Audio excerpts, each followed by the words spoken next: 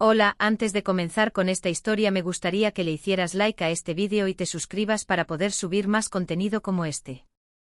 Novela. Hermana, en esta vida yo soy la reina. Episodio 257, La hermosa examinadora. Ariadne salió de la habitación de Isabella sin mirar atrás. Isabella, que había provocado a Ariadne a propósito delante de su padre, se sintió bastante desconcertada cuando Ariadne salió de la habitación sin oponer resistencia. ¿Qué le pasa a esa chica? Isabella pensó que Ariadne insistiría firmemente en que registrara su habitación delante del cardenal de Mare. No es el tipo de chica que se rinde tan fácilmente, ¿verdad? Mientras Isabella hacía trabajar su pequeña mente, la voz severa de su padre llegó a sus oídos. Isabella. Sí. Ella se volvió hacia el cardenal de Mare. El cardenal de Mare frunció el ceño y dijo lentamente. Te estoy vigilando. No hagas tonterías. Isabella se rió de la advertencia del cardenal de Mare. Había estado escuchando las advertencias del cardenal hasta el punto de que se le habían grabado en la mente. Ay, papá, ¿qué crees que estoy haciendo? Ella ignoró la advertencia del cardenal de Mare con una sonrisa brillante. No te preocupes. Isabella ha estado viviendo de manera ejemplar últimamente. Y, de hecho, no pudo evitar sonreír. La situación le agradaba demasiado. Isabella deseaba que Ariadne registrara su habitación hasta el final delante de su padre.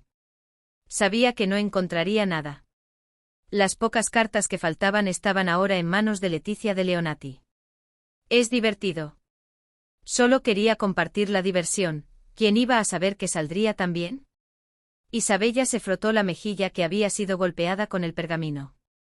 Estaba un poco hinchada, pero era soportable.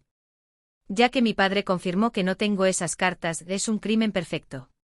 Estaba ansiosa por el resultado de lo que estaba a punto de hacer. Ariadne, el día en que te regodees y te jactes está a punto de terminar.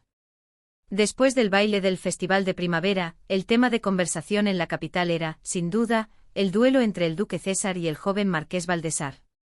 El señor Rafael le arrojó su guante diciendo César de Carlos Sal. ¿Lo vio usted mismo? Claro que sí, la condesa Balzo recibió una habitación, ¿verdad? Así que fui invitada a esa habitación y hubo un alboroto justo enfrente, así que lo vi desde la primera fila. Debió ser tan emocionante. La verdad es que no me interesaban los hombres tan delgados, pero la verdad es que tuvo una fuerza, lo vi de otra manera. La dama que estaba enfrente intervino con los ojos brillantes. ¿Pero el duque César realmente huyó? Así es. Cuando la mujer lo detuvo varias veces, él salió corriendo como pez en el agua. Como era de esperar, un hombre debe tener un toque de seriedad. Parece que un mujeriego no puede cambiar sus costumbres. Debería haber protegido a su mujer allí. ¿No sería retirarse la forma de proteger a la condesa de Mare? Él parecía ser la persona más peligrosa. Ja, ja, ja, es cierto. Pero la condesa de Mare, que parecía tan fuerte, no pudo decir nada desagradable a su prometido y solo lo soportó. Es una tonta. Exacto. Pensé que era inteligente, pero era una completa tonta. Era el tipo de historia que principalmente lamentaba lo malo que era César y lo tonta que era Ariadne, con ocasionales comentarios de que Rafael era guapo. Si César hubiera escuchado esa historia con sus propios oídos, le habría dado un ataque, pero afortunada y milagrosamente, estaba encerrado en Villa Sorotone, bebiendo solo durante el día. No tenía la fortaleza para soportarlo sobrio. Ja, ja, ja. Con una mano temblorosa, llenó una copa de grappa y brindó al aire. Un brindis por mi dama. Gluck, gluck, gluck.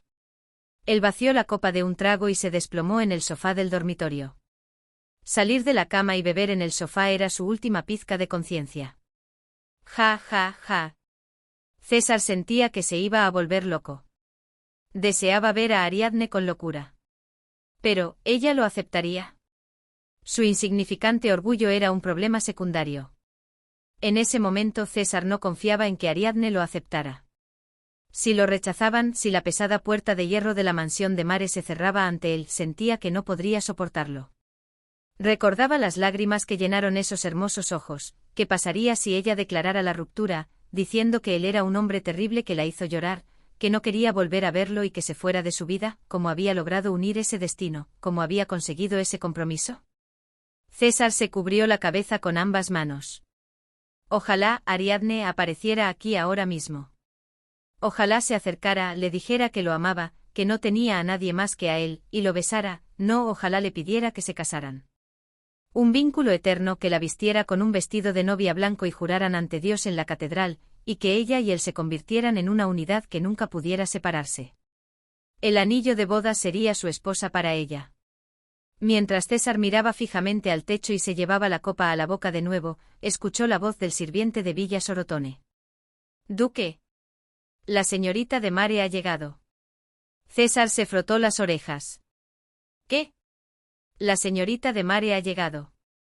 Está esperando en el salón de la planta baja, ¿la subo?» César, aún aturdido por el alcohol, no entendió bien las palabras del sirviente. «La señorita de Mare ha llegado». «Sí, así es». «Ja, ja, ja». ¿Era un sueño o la realidad? César, que lo entendió tarde, se rió a carcajadas.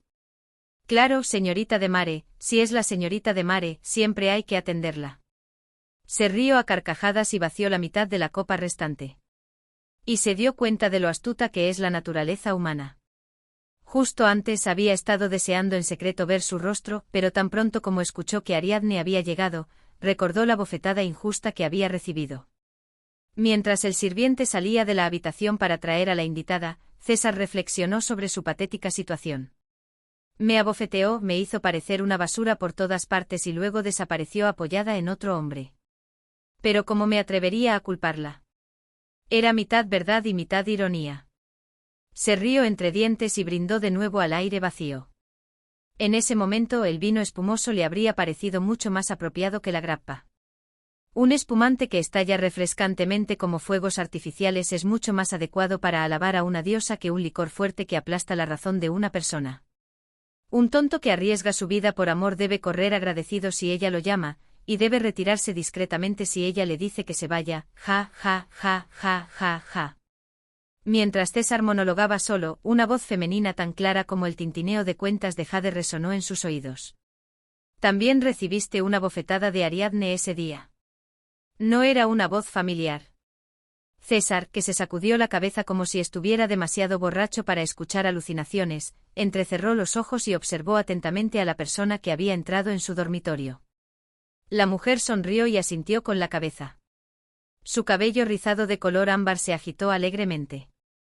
Era demasiado informal para ser una reverencia, pero le quedaba muy bien a esa mujer que probablemente había vivido toda su vida ignorando las reglas. César murmuró el nombre de la persona tardíamente. «Isabella de Mare. No estás tan borracho como para no reconocerme». Isabella sonrió dulcemente y se sentó en el sofá frente a César. No había habido invitación, pero a ella no le importó. De todos modos, no eran el tipo de personas que se enviaban invitaciones.